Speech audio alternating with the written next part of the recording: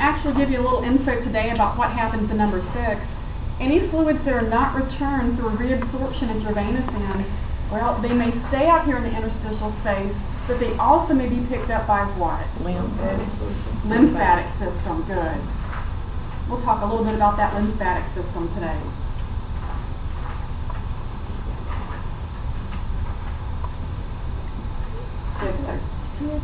Sure. Number 6, any excess fluids can be picked up by the lymphatic system.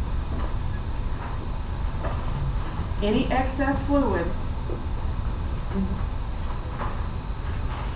can be picked up by the lymphatic system.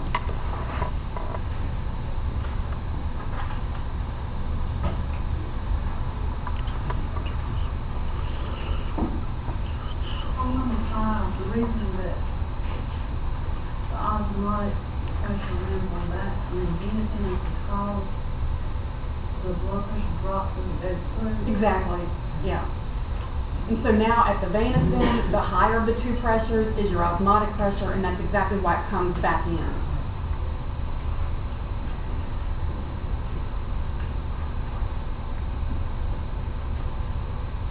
Why did you say it changed?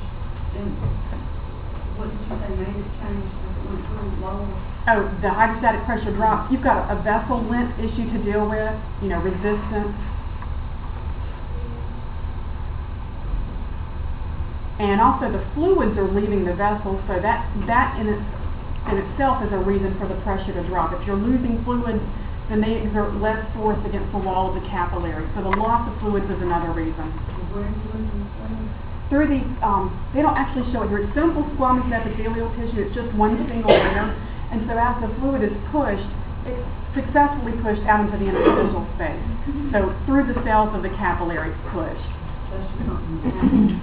Yeah, the force of the water is being pushed through those cells.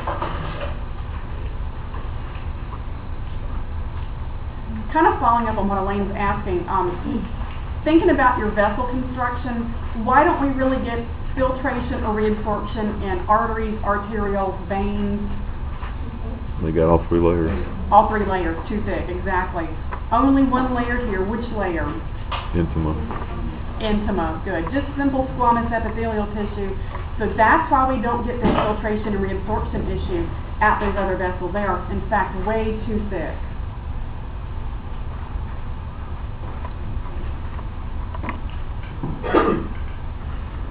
Let's take a look at number 7. It says there, is there any difference between hydrostatic pressure in the interstitial fluid versus the hydrostatic pressure in the capillary? 26-35. Yeah, okay, so hydrostatic pressure, let's take that one first for the capillary. In the capillary, we're looking at around, 35 millimeters of mercury of pressure. Yes, it does drop all the way to that venous end. You're looking at, 15 to 17 blood pressure at that venous end. Is there much pressure out here created by these fluids? No. They say somewhere between 0 and 1 millimeters mercury of pressure. So, boy, that has very little effect on our overall gain. That's not going to really make a big influence at all. So, the pressure here is in the capillary. There is very little hydrostatic pressure in the interstitial space.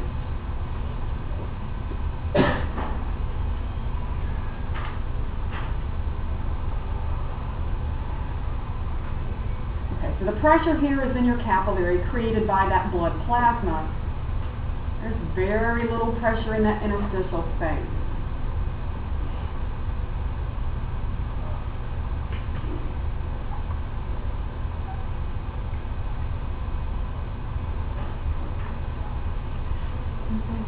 If we want to say that the hydrostatic pressure in the capillary is very high and the interstitial fluid is very low.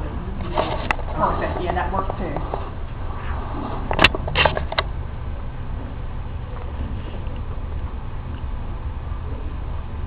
All right, the last question says, is there any difference between the osmotic pressure in the capillary and the osmotic pressure in the interstitial fluid? Again, yes. But this time it's not the force of fluids pushing, it's the force of what? Pulling. Good. What's creating that pull? Solutes, good. Solutes and proteins are creating the pull. Where's the greater pull? Inside the capillary. Inside the capillary. Good. So yes, there is a difference between osmotic pressure in the capillary versus the interstitial space. The greatest osmotic pressure is in fact in your capillary, because that's where we're going to pull those fluids back into circulation.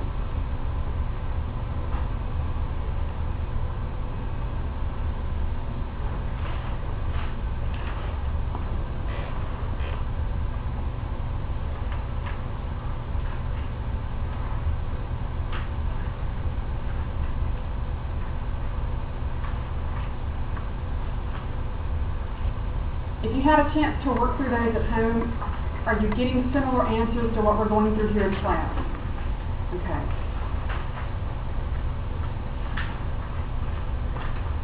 What other questions can I answer for you to help make sense out of these couple of pages? Will you post 59 and 60? 59 and 60. I did. I did do it on Tuesday afternoon.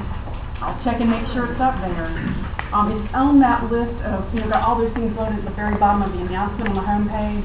It should be the last document on there. Yeah. It's a docx document.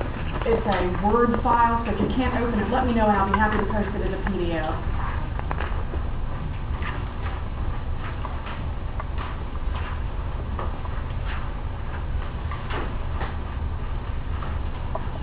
I just want to share this with you. I'm sure you've seen, little kids or even adults with this really sad problem. And people who don't get enough nourishment. Protein is one of the things they often lack in their diet. So now we can look at something like this disorder called quassiocore and understand why they have a swollen belly. It's not from good nutrition. It's in fact from excess fluid in the abdominal cavity. That excess fluid is called ascites. Okay, and that problem is a lack of protein in the diet. All right, so now you know a little bit about where that swollen look comes from. What's happening? Is our problem at the arterial end or is it at the venous end? Right, it's at the venous end. And what's not happening at the venous end of the capillary? Reabsorption. Reabsorption. The lack of proteins or the lack of solutes means the osmotic pressure is not high enough, so where does that fluid stay? Interstitial, exactly. So this is not the only disorder that can cause ascites, but it is one of the disorders that can promote this type of issue. So why isn't the edema all over the body? I don't know why it's in that one particular area. I don't know why it's not feet and arms. So if their diet change for the better, their stomach will shrink? It should go away, yeah. Yeah, I don't know why it's localized right there. Doesn't make sense. It doesn't make sense, no. You would expect, swollen feet and swollen fingers, but for whatever reason. Maybe it has to do with the mass amount of blood that's in that abdominopelvic cavity. That might be it. I'd also ask you all to take a look at the bottom of page 64. There was a little bit there on disorders. We've talked actually through several of those items. Was there anything down there that you wanted to talk about?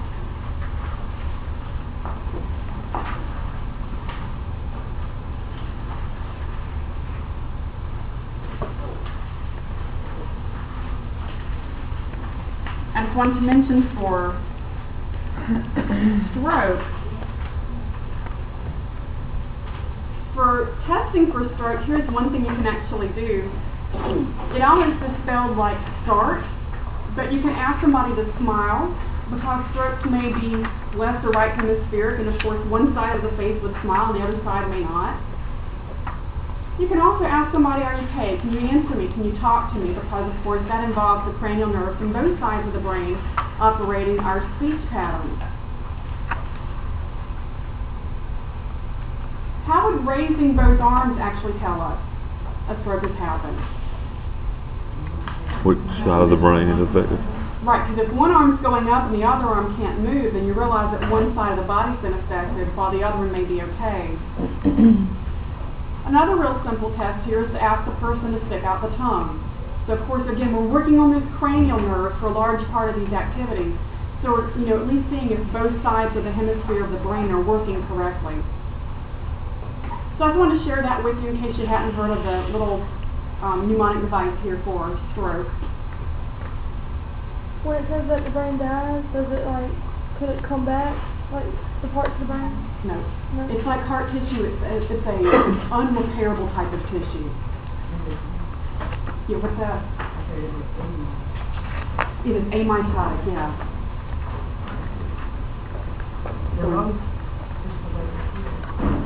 The simple flux should be able to be replaced, but there's other tissues in there as well, so that may be the concern, yeah. How did you get movement back and all that blood vessels stuff? You have to retrain neural connections, so if you've got like a dead spot in the brain, you may retrain connections that route around that dead spot. If you also have somebody who relearns to talk or walk, you're just remaking different connections through different pathways.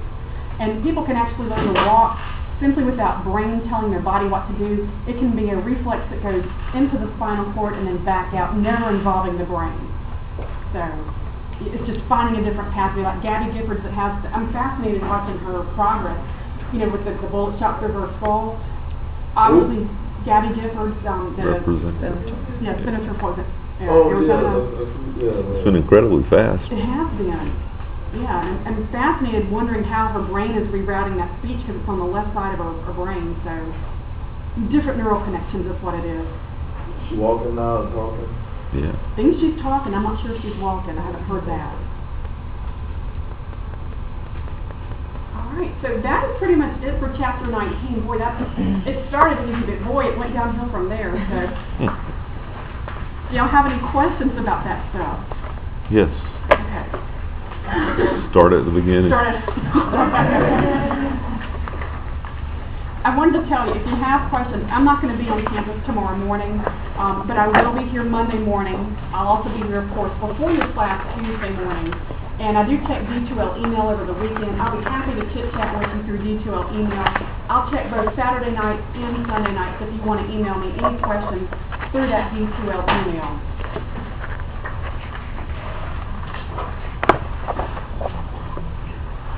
I'm just going to touch a little bit on chapter 20. I'd like to get you into the respiratory system today. I may not get there, but I just want to give you a little sneak preview there of the lymphatic system. Most of that stuff is fairly easy to read. Excuse me.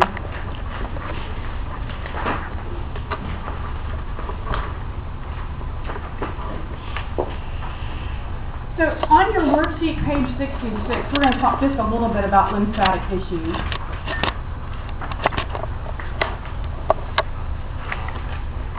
And you might notice if you looked ahead in chapter 20, they actually discuss a whole bunch of topics in chapter 20. The very first few pages do discuss the lymphatic system. So starting on page 666 and 667, they'll start you off with that info, okay? And then all of a sudden they'll switch gears on you and they'll take you into the immune system. So if you want a sneak preview of understanding what happens in Bio 225, or even Bio 115, that's the course where they talk a little bit more about the immune response, lymphocytes and memory cells and all that good stuff. So we're not going to go any further than the lymphatic system in this chapter.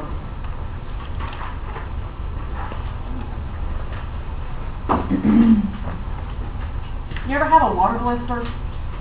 Okay, that's lymph, because it's the fluids that have escaped your circulatory system, and that of course includes your blood plasma. Lymph is also interstitial fluid out there between your cells and tissues. You may also have some proteins in that lymph, but notice there shouldn't be any red blood cells or platelets. Why